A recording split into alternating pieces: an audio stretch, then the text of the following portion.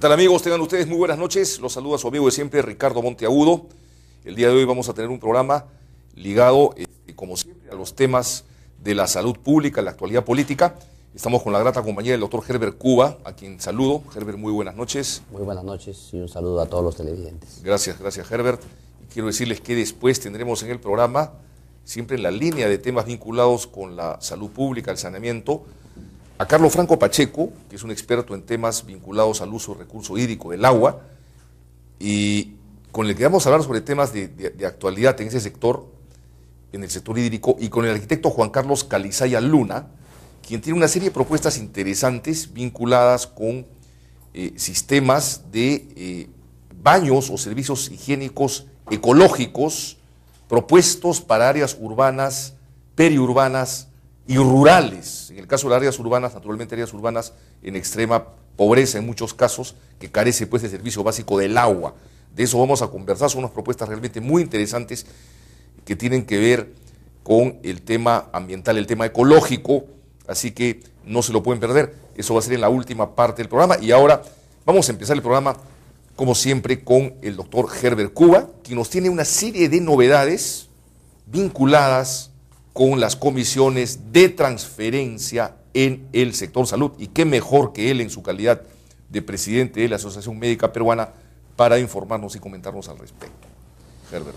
Sí, efectivamente, el día de ayer hemos asistido todos los peruanos a una conferencia de prensa que ha dado la primera vicepresidenta electa de la República, Marisol Espinosa, sobre la situación del sector salud en el país. Y realmente quiero decir que este informe tiene mucho ruido y mucha ignorancia también. Y tiene mucho ruido porque ha señalado aspectos como que se encuentra el sector salud en rojo y que se encuentra desfinanciado, y se ha referido sobre todo a aspectos administrativos de la gestión de salud. Sin embargo, no ha hecho análisis como debería ser de los aspectos políticos, los lineamientos políticos del gobierno y un enjuiciamiento crítico de cómo se ha manejado la política de salud del último tiempo. Hay áreas muy importantes que ni siquiera se han tocado. Por ejemplo, no se ha hablado del sistema de emergencias y desastres. Todo el mundo sabe que en el Perú tenemos terremotos.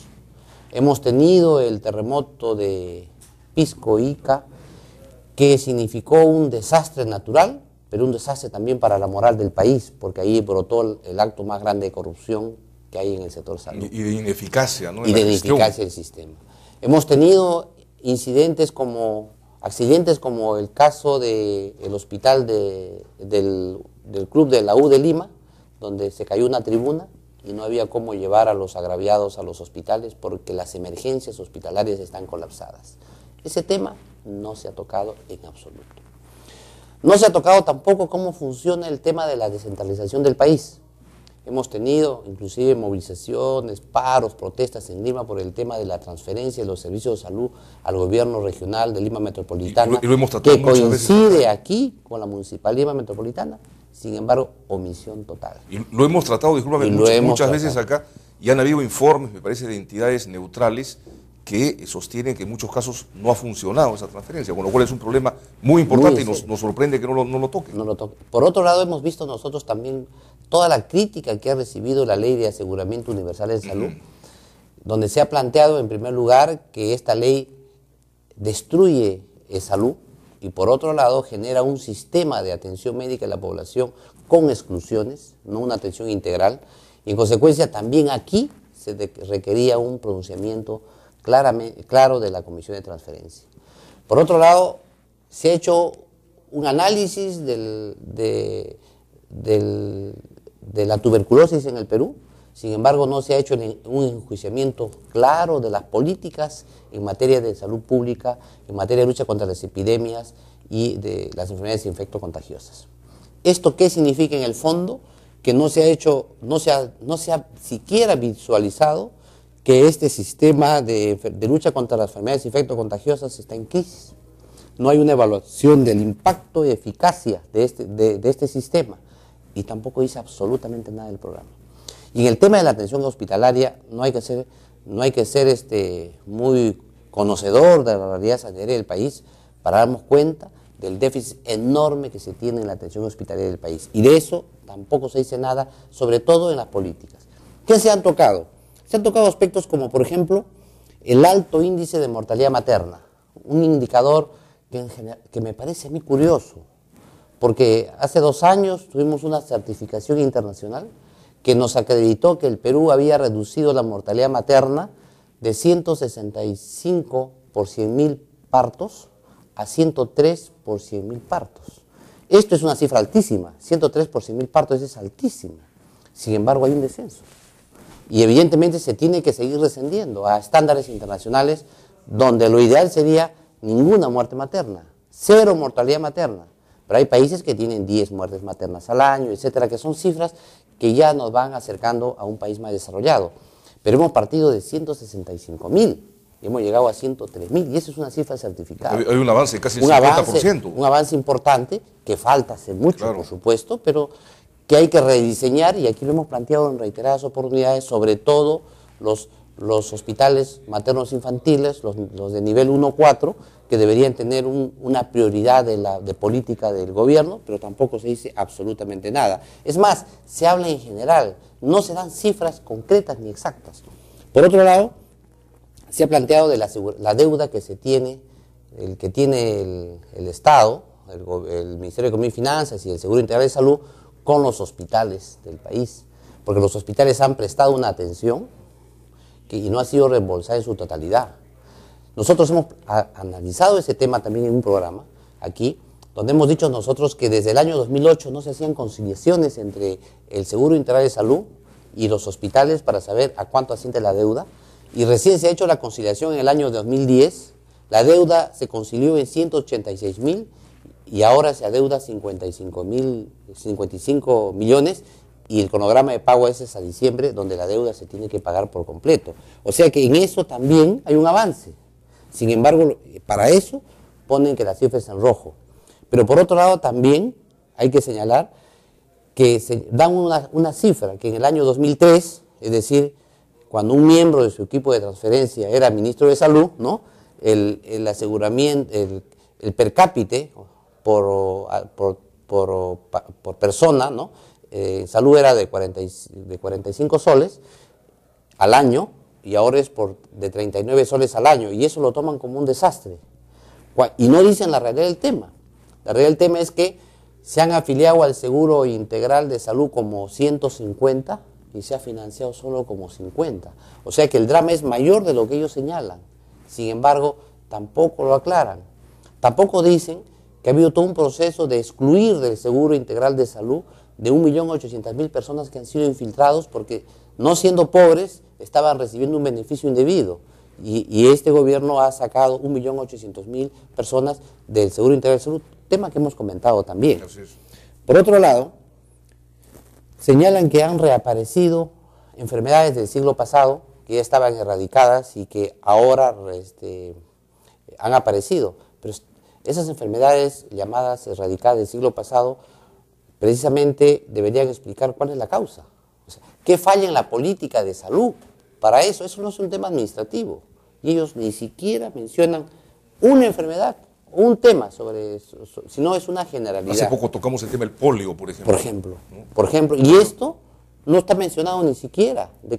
No hablan de la peste bubónica, no han hablado del mal de Chagas, no han hablado de la malaria, no han hablado del dengue, no han hablado de la peste bubónica, etcétera, temas que hay a montones. Ahora, pero parece que Marisol Espinosa cometió una ligereza cuando habló entre cifras de TBC entre 35.000 y 50.000. Bueno, o sea, esto ahí ya hay que precisar un poco la cifra, creo, doctor Henry Cuba. Es increíble, ¿no? Una diferencia de 15.000 en un país como el Perú. Claro, es increíble que la vicepresidenta de la República señale que en el Perú hay entre 35.000 y 50.000 nuevos tuberculosos al año. Bueno, eso que lo diga un lego, puede ser. Pero que lo diga alguien que ha estudiado el sector salud y hace un informe oficial y dice que el número de nuevos tuberculosos al año es entre 35.000 y 50.000. Es una ligereza. Es una ligereza porque la cifra, el rango que da es demasiado grande. Es como decir a ojo buen cubero. Y por otro lado debería decirnos de dónde saca sus cifras. ¿De dónde saca la cifra de 50.000? Con la disculpa del caso, no hay 50.000.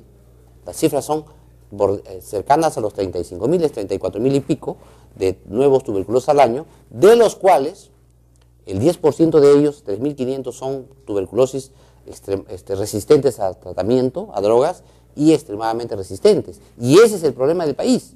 Sin embargo, esa ligereza, lamentablemente, dicha a ese nivel, nos demuestra pues que ha habido mucho ruido, muchas ganas de hacer escándalo, pero en realidad mucha ignorancia también. Vamos a unos cortes comerciales. Estamos con el doctor Herbert Cuba, presidente de la Asociación Médica Peruana. Mucho ojo, analizando el informe de la Comisión de Transferencia en el sector salud. Y vamos a continuar hablando de este tema en el siguiente segmento.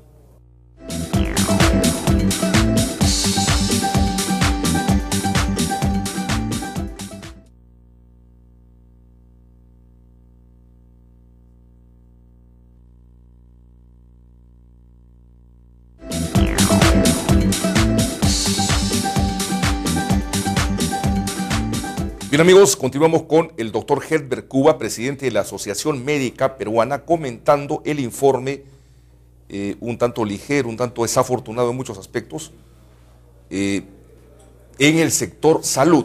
Y quiero decirles que más adelante viene el arquitecto Juan Carlos Calizaya Luna, que es promotor de la creación, la implementación en zonas periurbanas y rurales, y zonas de extrema pobreza también, sistemas de servicios higiénicos ecológicos. Un tema que tiene que ver también con la salud pública. Herbert, bueno, y antes que continúes quería preguntarte, y dentro de ese informe se ha mencionado también la parte saneamiento básico, digamos, como un instrumento básico, valga la redundancia, para la salud pública. En absoluto. Yeah. Es un informe que ha visto aspectos muy superficiales, no han ido al tema de fondo para analizar la salud. Y me preocupa que cuando se hace una crítica, por lo menos eso sabemos los que hacemos, hemos estudiado algo de ciencias sociales o filosofía, se contrapone contra un patrón. Es decir, si yo tengo un plan de gobierno, yo tengo que criticar todo aquello que de alguna manera contraviene mi plan o no se ajusta a mi plan de gobierno para explicarle a la población cuál va a ser la solución al tema. Sin embargo, no se ha hecho tampoco eso. Es más, se nos indica que todos estos aspectos que han encontrado, y como lo más saltante, que el sector salud está en rojo, para señalar básicamente que encuentran una caja insuficiente, pero que al final ellos van a cumplir con la oferta electoral. Y yo digo, ojalá, ¿no?, que no la cumplan, porque la oferta electoral es destruir de salud. Ellos quieren transferir los fondos de salud para que lo administre el Ministerio de Salud, eso está en su plan de gobierno, un fondo único. Y lo que más ha crecido, yo siempre he señalado que salud, la seguridad social en el Perú, crece a pesar de los gobiernos. A pesar de que los gobiernos usan la de salud como caja chica, a pesar de la corrupción que hay en los gobiernos, a pesar de los malos manejos... Para pagar favores políticos. Para pagar favores políticos. Masivamente. ¿Por qué? Porque si la economía crece, crecen nuevos afiliados. Hemos señalado esto ya con anterioridad. En el gobierno de Toledo se aumentaron en 2,5 millones. En este gobierno 2,5 millones de nuevos trabajadores, que son generalmente jóvenes, que aportan a la salud, pero que no van a recibir ninguna atención a cambio. Y en consecuencia ellos hacen la caja para poder hacer que salud funcione y pueda brindar atención a la gente mayor. Estos nuevos afiliados, que son 5 millones nuevos, requieren nuevos servicios. Requieren más hospitales, requieren más servicios básicos de atención de salud, requieren equipos, insumos, medicamentos, etc. Y esto, evidentemente, hace que la salud crezca a la par como crece la economía. Sin embargo, los gobernantes hacen vista gorda a la informalidad y no entran a la planilla. Un trabajador informal no aporta a la planilla de salud y en consecuencia el gobierno, que no fiscaliza que las empresas introduzcan a sus trabajadores a la planilla, está también luchando contra la seguridad social, está liquidando la seguridad social. O medidas como la que propuso García Belaúnde, que fue ley, con el voto también de los humalistas por si acaso, que fue ley para que los aguinaldos de 28 de julio y de diciembre no aporten a salud, genera pues una pérdida anual de 700 millones de soles, que evidentemente a cualquier institución 700 millones al año es muchísimo dinero, que sirve precisamente para dar atención. Y hoy día aquellos que votaron por esa ley gritan, estamos en rojo, cuando no hay ninguna cifra en rojo. La cifra está en azul, hay compromisos a futuro de 615 millones de soles anuales que perfectamente se cubren con ese forado dado por el Congreso para que no se descuente de la planilla por aguinaldos. En consecuencia, creo yo que se ha dicho también malsanamente que se ha incrementado la planilla con 10.000 personas, pero esto es algo increíble. Si hemos incrementado en 5 millones de nuevos afiliados, obviamente que tienen que incrementarse los médicos, las enfermeras, los obstetras, los tecnólogos, los técnicos asistenciales, etcétera. Lo que hemos comentado nosotros antes era, hay que ver cuál es el ratio, es decir, cuánto significa la planilla para el Seguro Social. Antes era el 50%, ahora es el 40%.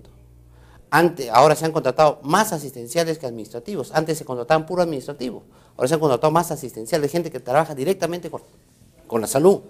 Evidentemente que eso es la seguridad social que está avanzando, como digo, a pesar de los gobiernos. Y la seguridad social, digamos, tiene dentro de su organización muy buenos profesionales, tengo entendido, tengo información, que muchas veces están olvidados y que podrían ser, digamos, optimizados sus conocimientos de alguna manera, ¿no? Evidentemente, el Seguro Social es una cantera de cuadros. Una cantera de cuadros. De ahí salen los mejores médicos que laboran luego en el sector salud, en el sector privado, salen gente que migra al extranjero porque aquí los niveles remunerativos son más bajos.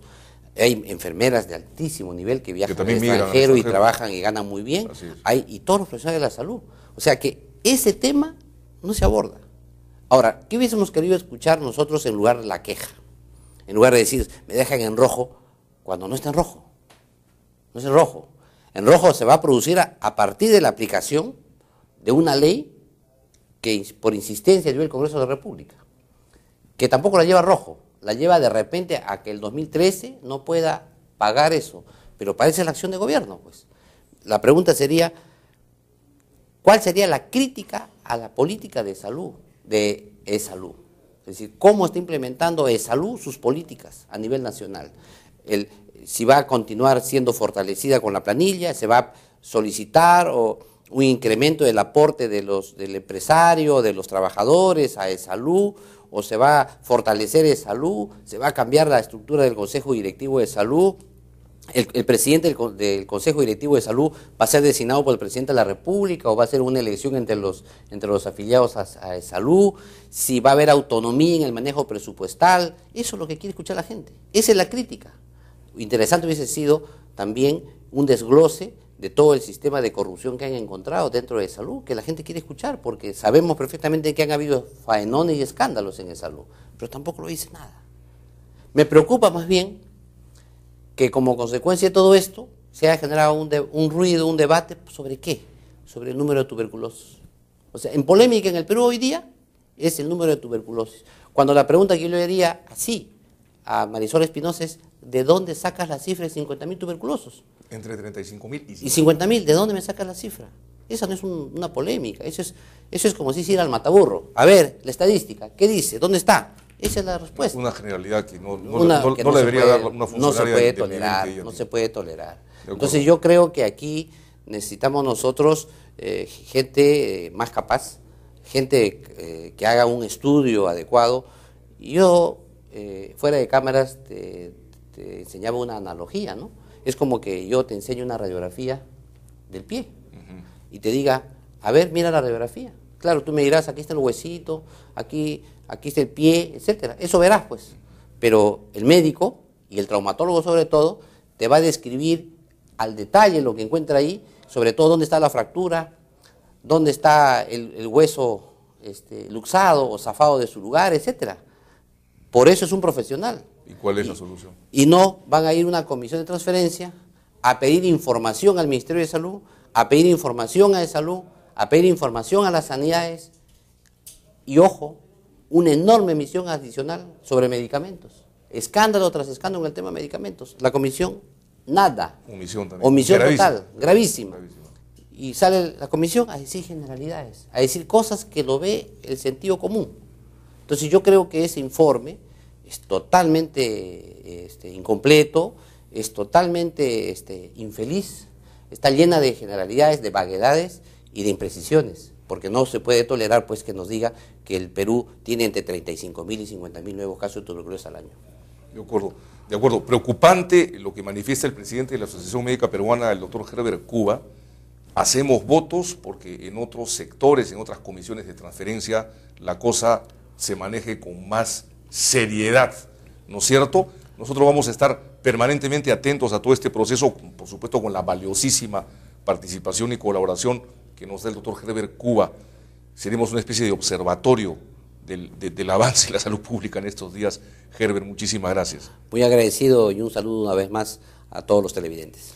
Muchas gracias, Herbert. Amigos, no se vayan, vamos a regresar con Carlos Franco Pacheco, experto en temas vinculados con el agua, y con el arquitecto Juan Carlos Calizaya Luna, promotor de sistemas integrales de servicios higiénicos ecológicos en áreas urbanas de extrema pobreza, periurbanas y rurales, que es un instrumento también básico para promover y defender la salud pública.